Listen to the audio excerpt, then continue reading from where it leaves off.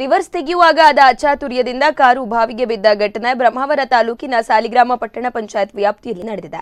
ಖ್ಯಾತ ಶ್ರೀಕೃಷ್ಣ ಪಂಚಾಂಗ ಕರ್ತೃ ಶ್ರೀನಿವಾಸ ಅಡಿಗರ ಮನೆಯ ಬಾವಿಗೆ ಕಾರು ಬಿದ್ದಿದೆ. ಶ್ರೀನಿವಾಸ ಅಡಿಗರ ಸೊಸೆ ಕಾರನ್ನು ರಿವರ್ಸ್ ತೆಗೆಯುವಾಗ ಬ್ರೇಕ್ ಬದಲಿಗೆ ಎಕ್ಸಲೇಟರ್ ಪ್ರೆಸ್ ಮಾಡಿ ಅವಾಂತರ ಸೃಷ್ಟಿ ಮಾಡಿದ್ದಾರೆ. ಒಮ್ಮೆಲೆ ವೇಗವಾಗಿ ಹಿಮ್ಮುಖ ಚಲಿಸಿದ ಕಾರು ನೇರ ಮನೆಯ ಬಾವಿಗೆ ಬೀಳುತ್ತಿದ್ದಂತೆ ಕೆಳಗೆ ಹಾರಿ ಚಾಲಕಿ ಅಪಾಯದಿಂದ ಪಾರಾಗಿದ್ದಾರೆ. ನಡುರಾತ್ರಿ ವೇಳೆ ಸ್ಥಳೀಯರು ಮತ್ತು ಕ್ರೇನ್ ಸಹಾಯದಿಂದ ಕಾರು ಬಾವಿಯಿಂದ ಮೇಲಕ್ಕೆತ್ತಲಾಗಿದೆ.